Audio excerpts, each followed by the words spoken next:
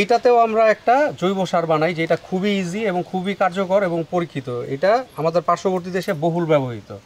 এটার জন্য আমাদের লাগে হচ্ছে আধা কেজি গোবর। আচ্ছা, এটা আরেকটা জৈব সার, আরেকটা সার অলরেডি আমরা দেখাই। এটার মধ্যে আধা কেজি গোবর লাগে। গোবর, এটা নতুন গোবর? নতুন, এটাতে টাটকা গোবর লাগবে। টাটকা গোবর, টাটকা গোবর আমরা আধা কেজি ছেড়ে দিলাম। এটার সাথে আমরা দিব হচ্ছে 10 লিটারের মতো গরুর চোনা। আচ্ছা, একটু চোনার গন্ধ হবে, কিন্তু এই গন্ধটা চলে যায় একটা সময়।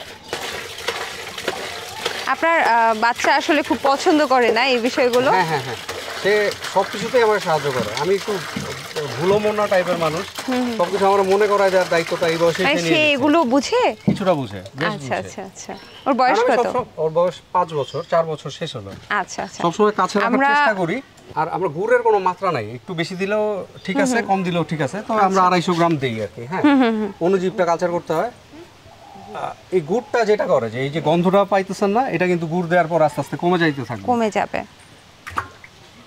250 গ্রামই দিলাম, একটু কম দিলে বেশি দিলে কিছু যায় আসে না।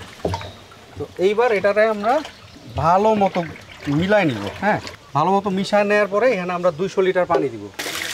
পানি দেওয়ার পরে একটা সময় দেখবেন যে পানিটা পরিষ্কার রং ধারণ করছে, নিচে ময়লাগুলো জমে পানিটা পরিষ্কার রং ধারণ করছে। তারপর আমরা যেটা করব, এইটা থেকে পানি বের করে নিব আর কি। আচ্ছা আচ্ছা, এটা থেকে বের করে নিব। আর শেষে যেই অংশটা থাকবে ওইটা আমরা একটা গর্ত বানায় এটা দিয়ে ওই গর্তের মধ্যে দিতে থাকবো। মানে এখান থেকে যখন আপনি পানিটা বের করে ফেলছেন, ওইটা কি আমরা ফেলে দিচ্ছি? না না না, এই পানিটা আমরা খেতে দিব সরাসরি। ওই পানিটাই, ওইটাই সার? এটা তরল সার। আচ্ছা, আর তরল সার।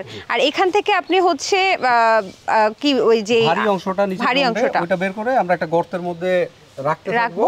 ওখানে সারটা তৈরি হওয়া থাকবে, অন্য একটা বড় গাছ আমরা ওটাতে লাগাই দিব। আচ্ছা, বড় গাছের জন্য ওই পরিমাণ সারটা দরকার থাকে না, আমরা সিমের ঝাড় তৈরি করি, ওখানে ওইটা ব্যবহার করব এই মাটিটা।